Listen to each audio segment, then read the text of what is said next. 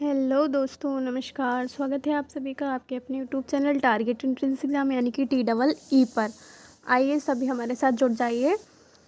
तो जैसा कि आप सभी जानते हैं, हम रोज़ ही CDP के क्वेश्चंस को करते हैं और जो कि हमारे प्रीवियस पेपर से लिए जाते हैं। और इसी तरीके से हम आपको रोज़ प्रैक्टिस देते रहेंगे। आप लोग हमारे साथ जुड़े रहिए। रोज़ शाम 5 बजे आपकी क्लास होती है।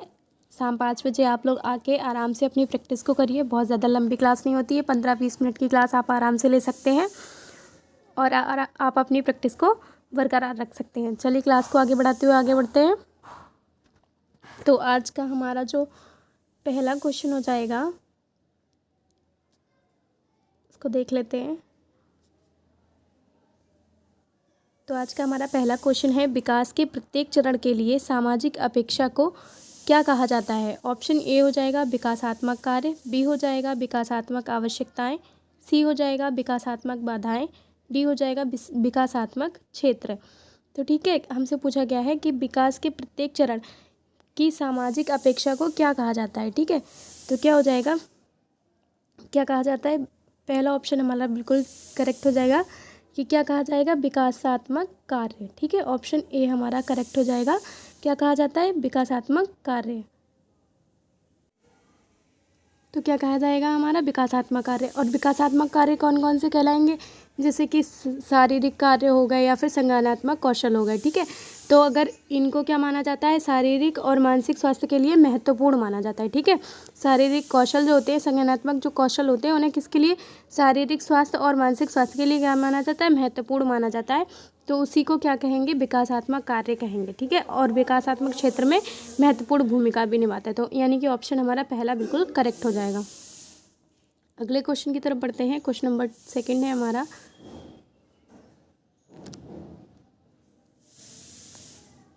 सेकंड में हमसे पूछा गया है विकास किसे कहते हैं। ठीक है, तो ऑप्शन ए हो जाएगा हमारा शरीर के मध्य से बाहर की दिशा में होता है। दूसरा हो जाएगा हमारा नीचे से ऊपर की ओर होता है। तीसरा हो जाएगा एक आयामी होता है। चौथा हो जाएगा वातावरणीय कारकों से प्रभावित नहीं होता है। तो देखते हैं विकास क्या होता है। विकास जो है शरीर के मध्य से बाहर की दिशा में होता है। ये बिल्कुल करेक्ट ऑप्शन है कि विकास जो है कहाँ से होता है, शरीर के मध्य से होते हुए बाहर की ओर होता है। और क्या होता है, इस विकास को क्या कहते हैं, अधोगामी विकास भी कहते हैं। मतलब जो मध्य से लेकर बाहर की ओर होता है उसे क्या कहते हैं, अधोगामी। और जो बाहर से जो सिर से पैर की होता है उसे कहते हैं शीर्ष पदाभिमुख। ठीक है, इस तरीके से नाम भी पूछे जाते हैं कि अधोगामी किसे कहते हैं। ठीक है, और फिर क्या कहते हैं, इसके अंतर्गत सबसे पहले क्या होता है, स्पाइनल का मतलब विकास जब होता है तो सबसे पहले क्या होता है, स्पाइनल का निर्माण होता है। जो शरीर मध्य से बाहर की ओर होगा उसमें क्या होगा, सबसे पहले स्पाइनल का निर्माण होगा। उसके बाद क्या होगा, हृदय का निर्माण होगा। तो इसमें हमसे पूछा गया कि विकास क्या है, इसके माध्यम से विकास क्या है। इन ऑप्शंस के माध्यम से क्या हो जाएगा हमारा, ए ऑप्शन करेक्ट हो जाएगा। क्या होता है, शरीर के मध्य से बाहर की ओर होता है विकास। ठीक है, जिसमें क्या होता है, पहले स्पाइनल का निर्माण होता है, फिर क्या होता है, हृदय का निर्माण होता है। ठीक है, तो ऑप्शन ए हमारा बिल्कुल करेक्ट हो जाएगा। विकास क्या होता है, शरीर के मध्य से बाहर की ओर होता है। ठीक है, तो चलिए अगले क्वेश्चन की तरफ बढ़ते हैं। क्वेश्चन नंबर 3 है हमारा।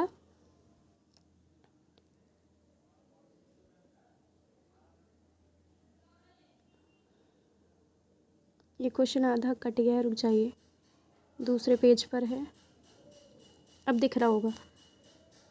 तो ये कथन वाला क्वेश्चन है 3 हमारा। कथन में बोला गया है, संज्ञानात्मक विकास के मध्य बाल्यावस्था तक तेजी से विकसित होता है और फिर ठहर जाता है। बोला जा रहा है हमसे कि संज्ञानात्मक जो विकास होता है वो मध्य बाल्यावस्था तक तेजी से होता है और बाद में ठहर जाता है। फिर अगला हमसे पूछा गया है, तर्क में बोला गया है, मानव मध्य बाल्यावस्था के चरण के बाद नई चीज़ें नहीं सीख पाता। ये मतलब बिल्कुल गलत है कि जो संज्ञानात्मक विकास होता है वो मध्य बाल्यावस्था तक तेज़ी से होता है, बाद में रुक जाता है, ऐसा नहीं है। विकास तो चलता ही रहेगा। और फिर ऐसे ही अगला बोला गया कि मध्य बाल्यावस्था तक, मानव बाल्यावस्था तक ही सीखता है, उसके बाद क्या करता है, नहीं सीख पाता। ये भी गलत हो जाएगा। तो हम इसी तरीके से अपने ऑप्शंस को देख लेते हैं। फिलहाल तो हमें दोनों ही गलत मिल गए, तो इस हिसाब से हमारा कौन सा ऑप्शन सही हो जाएगा, डी ऑप्शन करेक्ट हो जाएगा। ए और आर दोनों गलत है। ठीक है, ना तो ये वाली बात सही कही गई है और ना ही ये वाली। ठीक है, तो हमारी दोनों बातें गलत है, तो इसलिए हमारा ऑप्शन डी बिल्कुल करेक्ट हो जाएगा। चलिए अगले क्वेश्चन की तरफ बढ़ते हैं। हमारा अगला क्वेश्चन हो जाएगा क्वेश्चन नंबर 4 में हमसे पूछा गया है, विद्यार्थियों का एक समूह अपने खेल के दौरान एक लोकप्रिय नृत्य रियलिटी शो के दृश्य को दर्शाता है। 8 वर्षीय सना एक जज के तौर पर दूसरे बच्चों के नृत्य पर टिप्पणी करती है। यह परिस्थिति बच्चों के सामाजिकरण की भूमिका निभाती है। मतलब कौन सी महत्वपूर्ण भूमिका निभाती है? तो पहला ऑप्शन हो जाएगा हमारा धार्मिक संस्थान, दूसरा ऑप्शन हो जाएगा परिवार, तीसरा ऑप्शन हो जाएगा मीडिया और चौथा ऑप्शन हो जाएगा हमारा विद्यालय। मतलब जो वो लड़की कर रही है कि दूसरों को देख रही है, रियलिटी शो का आयोजन जो हो रहा है, फिर जो सना है वो बच्चों को क्या कर रही है, टिप्पणी दे रही है। मतलब बच्चों के तौर तरीकों को देख रही है, जांच रही है जज की तरह। तो वो किस तरह की भूमिका निभा रही है, तो क्या कर रही है वो मीडिया, मतलब उसने क्या है टीवी पर इस तरीके से कुछ देखा होगा कि इस तरीके से लोग करते हैं, तो वही चीज़ वो क्या कर रही है, फॉलो कर रही है। तो वो किसको फॉलो कर रही है, मीडिया को। यानी कि ऑप्शन हमारा सी बिल्कुल करेक्ट हो जाएगा। ठीक है, अगले क्वेश्चन की तरफ बढ़ते हैं। क्वेश्चन नंबर 5 है हमारा। 5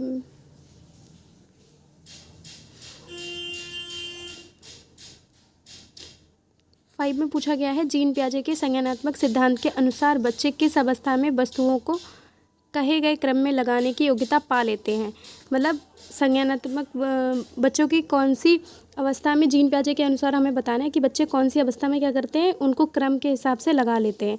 कोई भी वस्तु है उसको क्रम के हिसाब से लगा लेते हैं। ठीक है, कौन सा छोटा है, कौन सा बड़ा है, कौन सा पहले रखना है, कौन सा बाद में करना है। ठीक है, उस तरीके से। तो पहला ऑप्शन है हमारा संवेदी पेशीय अवस्था, दूसरा ऑप्शन है पूर्व संक्रियात्मक अवस्था, तीसरा ऑप्शन है मूर्त संक्रियात्मक और चौथा ऑप्शन है अमूर्त संक्रियात्मक।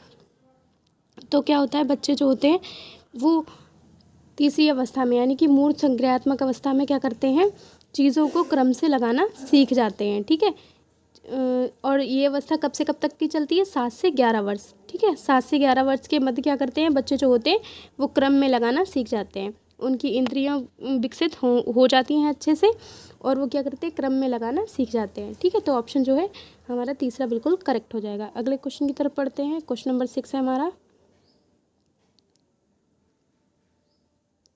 6 में हमसे पूछा गया है, जीन पियाजे के अनुसार एक सतत प्रक्रिया जो मानसिक संरचनाओं को परिष्कृत और परिवर्तित करती है कहलाती है। ऑप्शन ए हो जाएगा नकल उतारने जैसा व्यवहार, बी हो जाएगा वस्तु स्थायित्व, सी हो जाएगा समावेशन, डी हो जाएगा संतुलीकरण।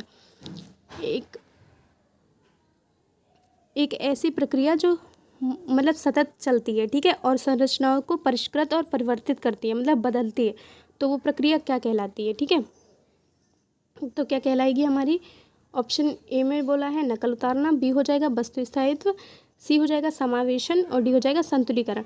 तो हमारा डी ऑप्शन करेक्ट हो जाएगा, यानी कि 4th ऑप्शन हमारा करेक्ट हो जाएगा संतुलीकरण। मतलब जब हमें चाहिए होगा चेंजेस तब चेंजेस हो रही हैं, जब नहीं चाहिए होगा चेंजेस तो नहीं हो रही है। तो वही क्या होता है हमारा संतुलीकरण, मतलब हमें एडजस्टमेंट करना आ जाता है। ठीक है, तो हमारा क्या हो जाएगा संतुलीकरण, यानी कि 4th ऑप्शन हमारा करेक्ट हो जाएगा। ठीक है, अगले क्वेश्चन की तरफ बढ़ते हैं। क्वेश्चन नंबर 7 है हमारा।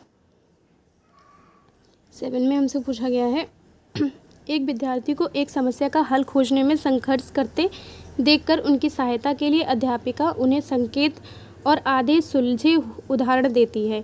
लेब वाइगोत्स्की के सिद्धांत के अनुसार यह का उदाहरण है, मतलब किसका उदाहरण है। ठीक है, तो ऑप्शन ए हो जाएगा पाड़, बी हो जाएगा प्रतिपर्तन, डी हो जाएगा हमारा, सी हो जाएगा हमारा क्रमबद्धता, डी हो जाएगा प्रतिपादक अध्यापन। ठीक है, तो जो बच्चा है वो समस्या का हल खोज रहा है। ठीक है, तो वो उसमें क्या करता है, कठिनाई महसूस करता है, मतलब वो हिंट चाह रहा है। ठीक है, तो शिक्षिका क्या, वो शिक्षार्थी जो है वो उसमें सलाह चाह रहा है, तो शिक्षिका क्या करती है, उसको सलाह देती है, मतलब एक छोटी सी हिंट देती है।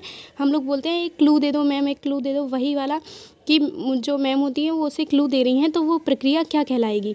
तो लेब वाइगोत्स्की के अनुसार हमसे पूछा गया है कि वो प्रक्रिया क्या कहलाएगी, तो क्या कहलाएगी, ऑप्शन हमारा ए बिल्कुल करेक्ट हो जाएगा। क्या कहलाती है, पाड़। क्या कहते हैं इसको, पाड़ कहते हैं। अगर किसी शिक्षक के द्वारा बच्चे को मतलब केवल एक क्लू या फिर हिंट दी जा रही है, वो क्या कहलाएगा, पाड़ कहलाएगा। बाकी क्वेश्चन वो खुद सॉल्व कर रहा है, बस मैम क्या कर रही है, उसको थोड़ा सा सहारा दे रही हैं, वही क्या कहलाता है, हमारा पाड़ कहलाता है। ठीक है, तो ऑप्शन ए हमारा बिल्कुल करेक्ट हो जाएगा। किसके अनुसार, लेब वाइगोत्स्की के अनुसार इसे क्या कहते हैं, पाड़ कहते हैं। अगले क्वेश्चन की तरफ बढ़ते हैं। क्वेश्चन नंबर 8 है हमारा।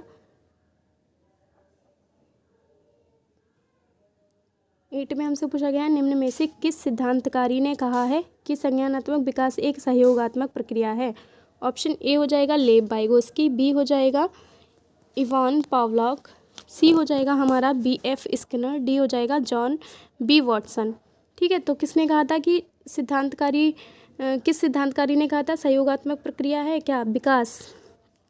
तो किसने कहा था? ऑप्शन नंबर ए बिल्कुल करेक्ट हो जाएगा। किसने कहा था? लेव वाइगोस्की ने, कि क्या है, संज्ञानात्मक विकास जो है वो एक सहयोगात्मक प्रक्रिया है। ठीक है, सहयोग के द्वारा सीखी जाती है। ठीक है, तो ऑप्शन ए बिल्कुल करेक्ट हो जाएगा। अगले क्वेश्चन की तरफ बढ़ते हैं। क्वेश्चन नंबर 9 है हमारा। 9 में हमसे पूछा गया है, लॉरेंस कोहलबर्ग के सिद्धांत की एक मुख्य आलोचना है। मतलब लॉरेंस कोहलबर्ग ने जो सिद्धांत दिया था उसमें आलोचनाएं भी थी, तो उनकी मुख्य आलोचना क्या थी? तो पहला ऑप्शन है हमारा, उसके सिद्धांत में नारी परिप्रेक्ष्य गौण है। दूसरा हो जाएगा, उसने पियाजे के नैतिक विकास सिद्धांत को संदर्भ में नहीं लिया था। तीसरा ऑप्शन हो जाएगा, उन्होंने बच्चों की प्रत्येक स्तर पर विशिष्ट प्रतिक्रियाएं नहीं सुझाई। चौथा ऑप्शन हो जाएगा हमारा, उन्होंने बच्चों पर कोई अनुसंधान कार्य नहीं किया था। तो ऑप्शन क्या हो जाएगा हमारा? ए बिल्कुल करेक्ट हो जाएगा। क्या था कि लॉरेंस कोहलबर्ग के सिद्धांत में क्या था? नारी परिप्रेक्ष्य गौण था। गौण का मतलब द्वितीय, मतलब नारी को द्वितीय रखा गया था। नारी के उनके कहने का, इनकी जो आलोचना की थी वो किसने की थी? कैरोलस लीनियस ने। ठीक है, वो एक महिला थी, तो उन्होंने ये बोला था कि महिलाएं जो होती हैं वो अलग तरीके से सोचती हैं, जबकि पुरुष जो होते हैं वो अलग तरीके से सोचते हैं, क्योंकि महिलाएं दया के हिसाब से सोचती हैं। तो उनके कहने का ये मतलब था कि अगर उन्होंने अपने सिद्धांत में महिलाओं को भी रखा होता तो उनके विचार कुछ और होते। तो यही उनकी आलोचना थी। तो हमारा ए ऑप्शन बिल्कुल करेक्ट हो जाएगा। ठीक है, तो चलिए अगले क्वेश्चन की तरफ बढ़ते हैं। क्वेश्चन नंबर 10 है हमारा। 10 में हमसे पूछा गया है,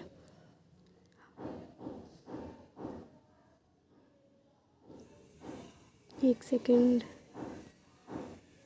10 में पूछा गया, हार्वर्ड गार्डनर ने सुझाव दिया है कि बुद्धि अलग अलग प्रकार की होती है। निम्नलिखित में से कौन सी बुद्धि गार्डनर द्वारा प्रस्तावित प्रकारों में से एक नहीं है? ठीक है, तो पहला हो जाएगा हमारा संगीतमय बुद्धि, दूसरा हो जाएगा भाषाई, तीसरा हो जाएगा शारीरिक गति संवेदी, चौथा हो जाएगा व्यवहारिक। तो कौन सी बुद्धि है जो हार्वर्ड गार्डनर ने नहीं दी है? तो हमारा फोर्थ ऑप्शन बिल्कुल करेक्ट हो जाएगा, यानी कि जो हार्वर्ड गार्डनर है उन्होंने व्यवहारिक बुद्धि नहीं दी है। ठीक है, जबकि बाकी बुद्धियाँ दी हैं। तो ये फोर्थ वाला ऑप्शन हमारा करेक्ट हो जाएगा। कौन कौन सी बुद्धि दी थी इन्होंने? तार्किक, गणितीय, देशिक, संगीतिक और शारीरिक, संवेदी, अंतरावैयक्तिक, ठीक है, प्राकृतिकवादी। ये सारी बुद्धि किसने की थी? हार्वर्ड गार्डनर ने। ठीक है, 8 प्रकार की बुद्धियाँ दी थी हार्वर्ड गार्डनर ने। उसमें कौन सी बुद्धि नहीं दी थी? व्यवहारिक बुद्धि नहीं दी थी। तो ऑप्शन हमारा फोर्थ बिल्कुल करेक्ट हो जाएगा। अगले क्वेश्चन की तरफ बढ़ते हैं। क्वेश्चन नंबर 11 है हमारा।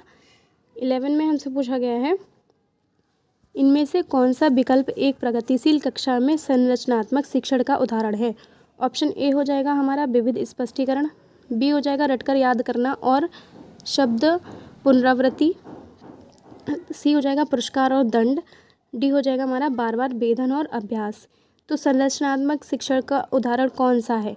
तो कौन सा हो जाएगा हमारा? ए बिल्कुल करेक्ट हो जाएगा। विविध स्पष्टीकरण मतलब कई प्रकार से उसको समझाना, कई प्रकार से बच्चे को समझाना, ना कि उस पर रट कर याद करने पर जोर देना, ना कि पुरस्कार पर जोर देना, और ना ही वेधन और अभ्यास। वेधन अभ्यास मतलब बार बार उसको एक ही चीज़ बताना कि बार बार इसको पढ़ो तो मेरे याद हो जाएगा। तो रटना तो बिल्कुल है ही नहीं। ठीक है, अभ्यास बिल्कुल नहीं कराना, रटवाना नहीं है। ये सारे ऑप्शंस जहाँ भी मिल जाए वहाँ कट कर देना। ऑप्शंस बिल्कुल ये नेगेटिव होते हैं हमेशा, तो इनको कट कर देना। और विशिष्ट स्पष्टीकरण मतलब अच्छे से उसको समझाना या फिर कई तरीक़ों से समझाना। तो यही बिल्कुल करेक्ट हो जाएगा। अगले क्वेश्चन की तरफ बढ़ते हैं। क्वेश्चन नंबर 12 है हमारा।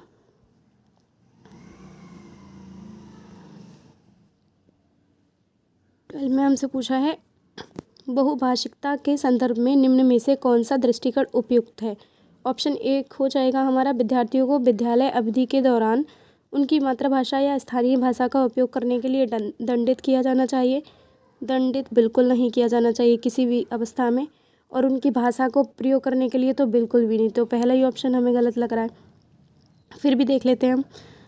स्कूल को केवल उन्हीं विद्यार्थियों को प्रवेश देना चाहिए जिनकी मातृभाषा निर्देश की भाषा के समान हो। केवल आ जाए फिर भी गलत है, और वैसे भी हम देख सकते हैं कि यहाँ पर क्या है, केवल उन्हीं बच्चों को प्रवेश देना चाहिए जिनकी मातृभाषा निर्देश की भाषा हो। ये भी हमारा क्या हो जाएगा, गलत हो जाएगा। तीसरा ऑप्शन है हमारा, शिक्षक को सभी भाषाओं का सम्मान करना चाहिए और कक्षा में ऐसे वातावरण स्थापित करना चाहिए जो सभी विद्यार्थियों के लिए समावेशन हो। बिल्कुल सही बात कही गई है कि शिक्षक को क्या करना चाहिए, सभी भाषाओं का सम्मान करना चाहिए। बच्चे जिस तरीके की भाषा प्रयोग कर रहे हैं सभी भाषाओं का सम्मान करना चाहिए, और क्या करना चाहिए, ऐसा वातावरण देना चाहिए जिसमें बच्चे क्या कर सकें, समावेशन कर सकें, मतलब अपने आप को ढाल सकें। यही ऑप्शन करेक्ट हो जाएगा। अगला फिर भी देख लेते हैं, शिक्षक को कक्षा में उन बच्चों की उपेक्षा करनी चाहिए। उपेक्षा बिल्कुल भी नहीं करनी चाहिए, ये भी नेगेटिव वर्ड है। किसी की भी उपेक्षा नहीं करनी चाहिए, ना ही शिक्षक को छात्र की, ना ही छात्र को शिक्षक की। ठीक है, उपेक्षा करनी चाहिए जो कक्षा में अपनी मातृभाषा का प्रयोग करते हैं। ये भी ऑप्शन क्या हो जाएगा हमारा, गलत हो जाएगा। तो इस तरीके से अगर आप ऑप्शंस को कट कर लेते हैं तो आपका आंसर बिल्कुल करेक्ट हो जाएगा, क्योंकि आंसर क्या होते हैं, क्वेश्चंस में ही छिपे होते हैं। सीटेट का यही एक बस तरीका है, ट्रिक अगर आपको आ रही है कट करने की तो आप आसानी से कर ले जाएंगे। ठीक है, तो ऑप्शन हमारा थर्ड बिल्कुल करेक्ट हो जाएगा कि क्या करना चाहिए, सभी भाषाओं का सम्मान करना चाहिए। ठीक है, अगले क्वेश्चन की तरफ बढ़ते हैं। क्वेश्चन नंबर 13 है हमारा। 13 में हमसे पूछा गया है, वे बच्चे जो कि अक्सर अपने अभिभावकों को मानकीय जेंडर रेखाओं के पार करते हुए देखते हैं, जैसे कि माता की उपकरण ठीक करते हुए और पिता को उपकरण की देखभाल करते हुए, बच्चों की देखभाल करते हुए, उनके संदर्भ में कौन सा सही है। ठीक है, तो पहला ऑप्शन है हमारा, कम संभावना है कि वे जेंडर रूढ़िबद्धियों का अनुसरण करेंगे। दूसरा है हमारा, अधिक संभावना है कि वे जेंडर पृथक्करण का पालन करेंगे। तीसरा ऑप्शन है हमारा, अधिक संभावना है कि वे जेंडर रूढ़ियों का पालन करेंगे। चौथा ऑप्शन है हमारा, कम संभावना है कि वे समाज में प्रचलित जेंडर मानदंडों के विरुद्ध होंगे। तो ऑप्शन क्या हो जाएगा हमारा,